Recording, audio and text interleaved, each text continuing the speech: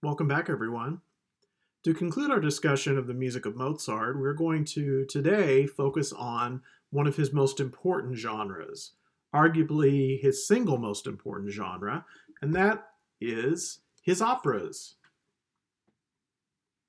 Mozart became interested in writing opera from a very, very young age. His first attempts were from around the age of 12, and he continued to return to writing operas many times over the course of his career.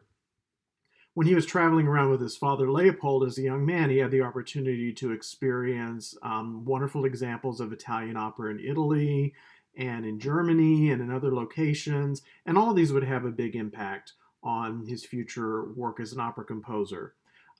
We have about 24 operas that survive by Mozart. Most of the best known operas appeared at the end of his career in the 1780s. We have three main genres in which Mozart composed operas, and we're going to focus in this short overview on two of them. So, opera seria, opera buffa, and finally Singspiel. Now, I know that I talked in previous classes about opera seria being a style of stage music that was largely confined to the late Baroque period, and that is indeed true. But there were still castrati who needed gigs and needed opportunities to perform well into the classical period. And as a matter of fact, the opera that Mozart was writing almost simultaneously with his final opera, Magic Flute, was not an opera buffa, but it was an opera seria, a piece called La Clemenza di Tito. And so all three of these styles were important at various times in Mozart's life, although really the latter two, the buffa and the Singspiel, would be the most significant during his career. So today we're going to start off by talking about the most famous opera that Mozart wrote during the so-called Da Ponte period. So these are referred to as the three Da Ponte operas. They are Marriage of Figaro, Don Giovanni, and the third opera is called Così fan tutte, written respectively in 1786, 1787, and 1790. The reason they're called Da Ponte operas is because all three of these operas have libretti by the same man, Lorenzo da Ponte, who was one of the court poets at the court of Joseph II, where Mozart was employed on and off during the Vienna period of his career. And so we don't have a whole lot of information about their working relationship. It appears that Da Ponte was really more there to assist the composer in adapting a pre-existent play or story. And in the case of Marriage of Figaro, it was actually originally based on a play by a French playwright named Beaumarchais, Le Mariage de Figaro in French. It was a fairly controversial play. So if you've seen the film Amadeus or remember the clip from Amadeus we watched in class, the emperor was very reluctant to allow this play to be staged as an opera because of the controversial commentary that the work makes about the aristocracy.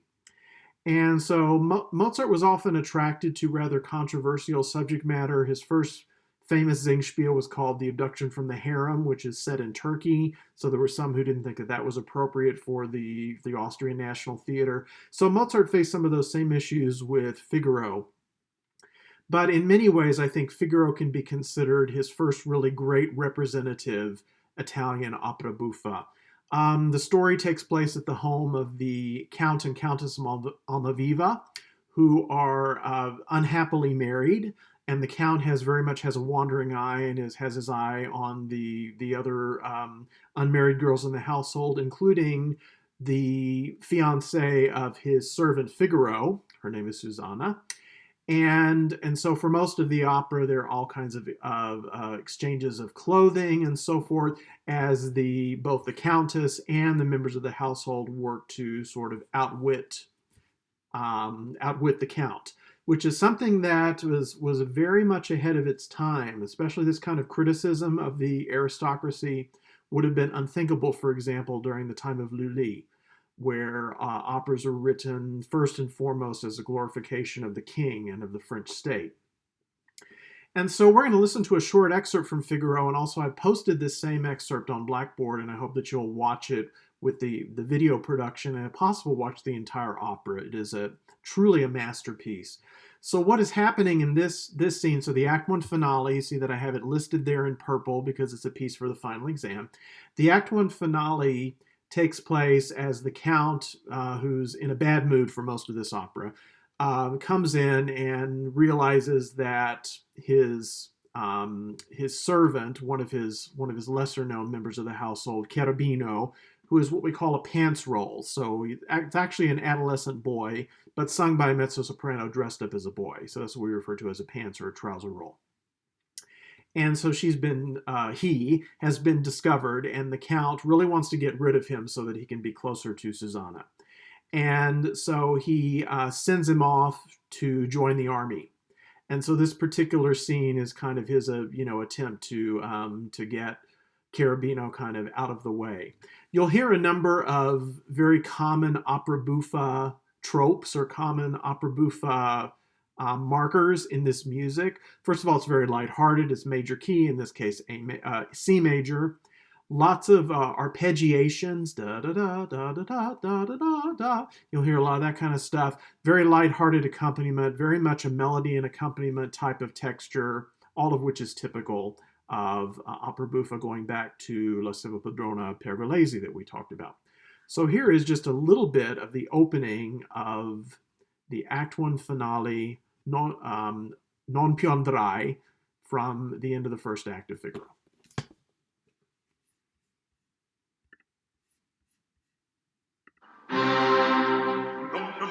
Farfallone amoroso, notte e giorno d'intorno girando, nelle belle tue valle il riposo, Narcisetto guaroncino d'amor. Nelle belle tue valle il riposo, Narcisetto guaroncino d'amor.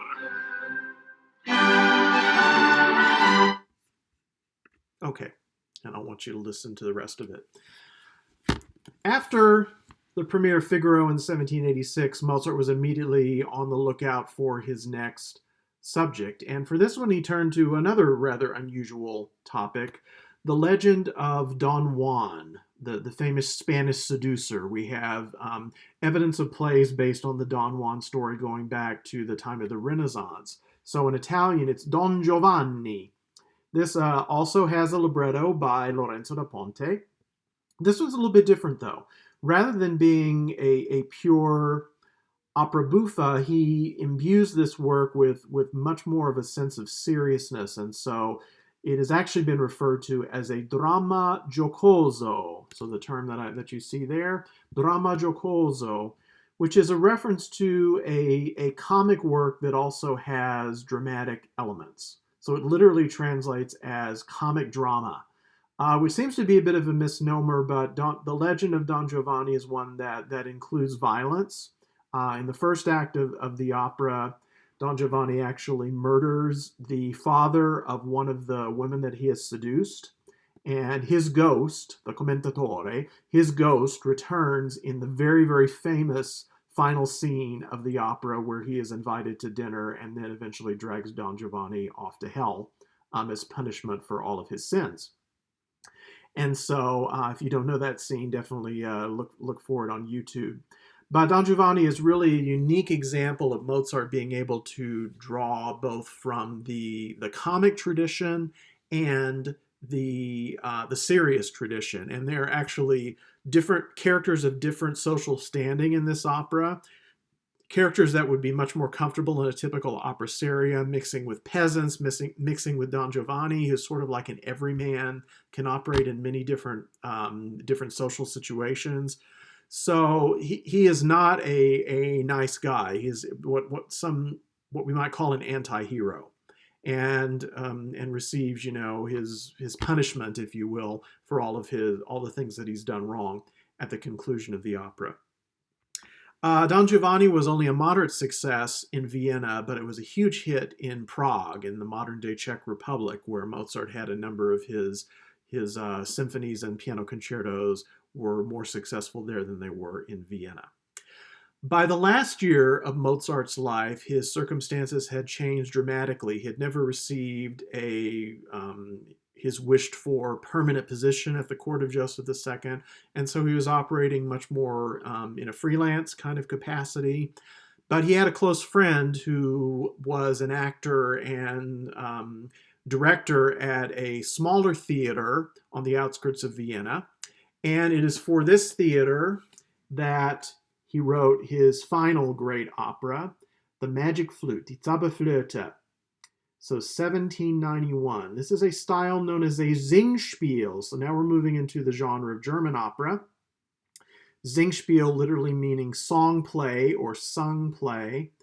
And that's a reference to the fact that rather than using the traditional sung recitative that we would expect in a opera buffa or opera seria, instead the recitative sections are done through the use of spoken dialogue.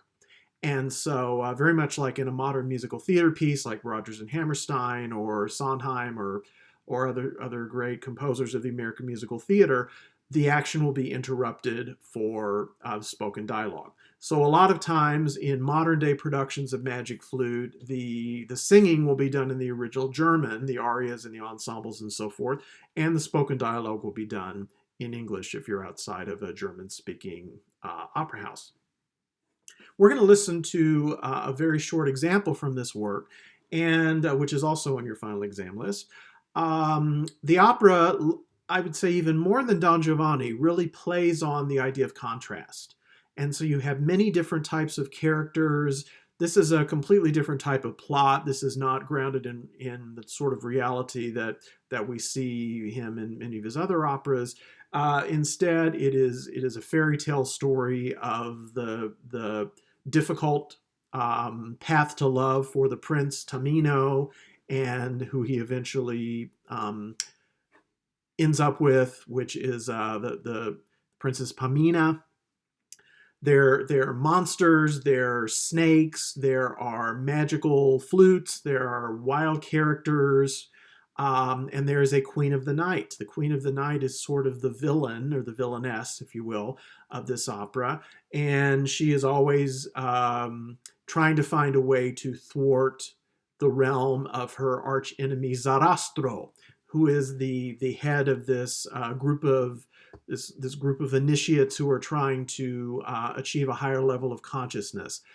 To people in the know, this is actually a reference to the idea of Freemasonry, which is a term that perhaps you've encountered at some point. But Masonic lodges, which are still found to this day, are sort of like sacred fraternities, if you will. And both Mozart and Haydn were members of a Masonic lodge in the Vienna of their time, as were a couple of our U.S. presidents.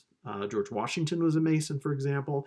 And so even though from the outside this story appears to be very much about the idea of enlightenment, of these very simple characters moving into a higher state of consciousness, audience members in the know would be able to recognize this as an opera full of Masonic symbolism, especially through the use of the number 3. So there are lots of threes in this opera. There are 3 boys, there are 3 ladies. One of the principal keys of the opera is E flat major with 3 flats, and it's relative minor, C minor with 3 flats. So lots of 3 Trinitarian symbolism, if you will. Like we talked about going back to the Middle Ages with the reference to the Trinity. So this is sort of a more secular take on that same thing. The music varies quite widely from the incredibly difficult music for the Queen of the Night, some of the most difficult coloratura arias ever written for soprano, to much more folk-like music, which we're going to listen to now. The character Papageno, so his Act 1 aria, known as the Birdcatcher's aria, or in German, Der Vogelfänger, bin ich ja, is a really good example of Mozart sort of drawing on the more lighthearted folk tradition in this character. And actually, the role of Papageno was originally sung by Mozart's own friend, Schikaneder, who owned that theater, and so it was not written with an opera singer in mind, but with someone who could really act the part and create a delightful presentation. So in this scene, Papageno is talking about all the birds that he's the bird catcher and so forth, a little bit about his life. But then in the final verse, he proclaims that even though he's been asked or been given the task by the Queen of the Night to catch birds, what he really wants to do is catch a wife. And that ends up happening in the final scenes of the opera when he catches his own papagena, who becomes his wife. So again, a video clip of this from a wonderful stage production is on Blackboard, but I want to just give you a little bit of a sense of it. It's in strophic form. The key is G major, very, very common folk key. So here is just a bit of the Birdcatcher's aria from Act 1 of Magic Flute.